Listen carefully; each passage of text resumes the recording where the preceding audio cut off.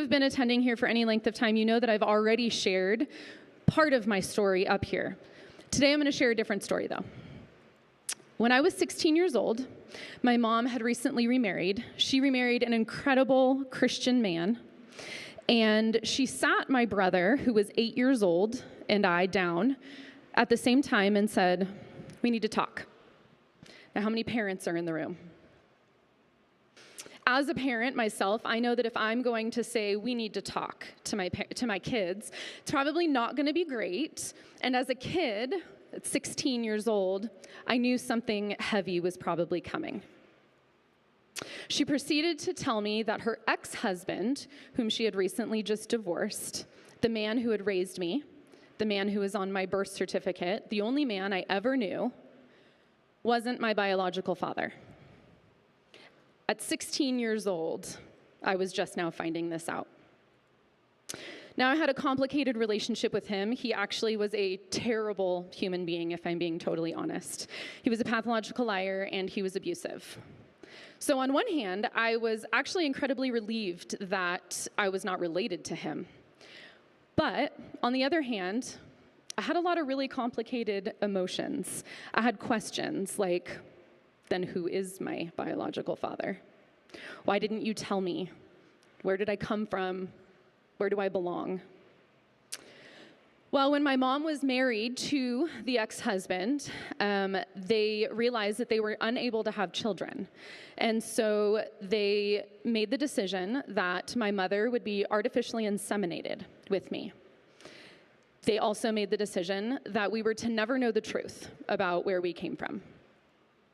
However, once they divorced, almost 20 years after getting married, she felt free enough to tell us the truth. But because of the situation, my mom didn't have any of the answers to my questions. In case you don't know, artificial insemination is anonymous. My mom walked into the cryobank of Southern California and chose donor number 0034. The things that she knew about him was he was 23 years old, he was 6 foot 1 inch, 165 pounds, hazel eyes, blondish brown hair, a law school student who had just recently received his Juris Doctorate. That was it. For years, I carried the weight of the discovery that very day.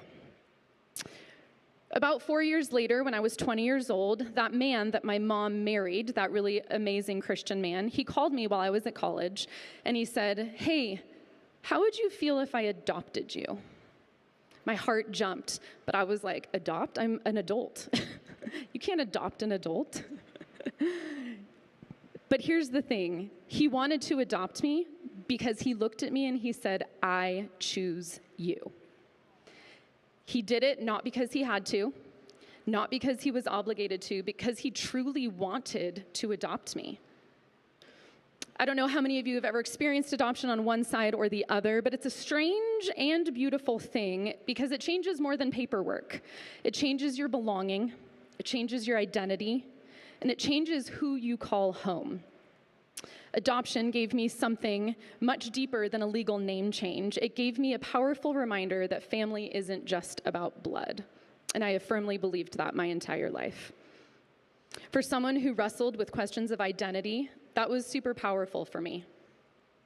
Because so much of my life had felt like I had unanswered questions, and suddenly adoption became a reminder that even when things get super crazy and complicated, being chosen can heal something very deep inside you. Now, you would think the story is over, but it's not. We'll fast forward to 2020, just 6 years ago. Convinced that not knowing my biology didn't affect me, I had a dad, he had adopted me, I had a great life. I was gifted a DNA test. 23andMe, Ancestry.com. I was gifted one. I thought, sure, why not? After months of DNA matches showing up in my inbox from siblings I had all over the country, I found my biological father. I finally had a name and a picture.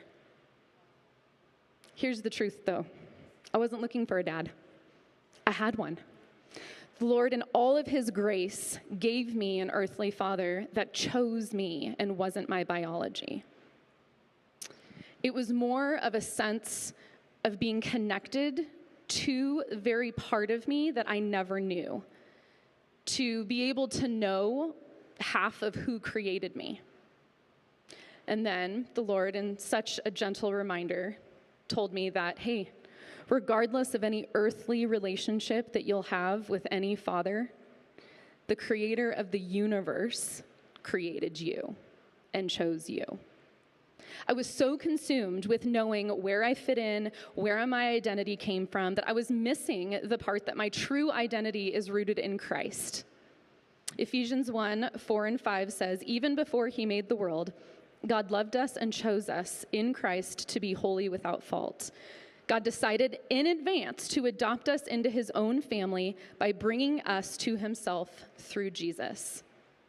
That means that God chose me before anyone else did.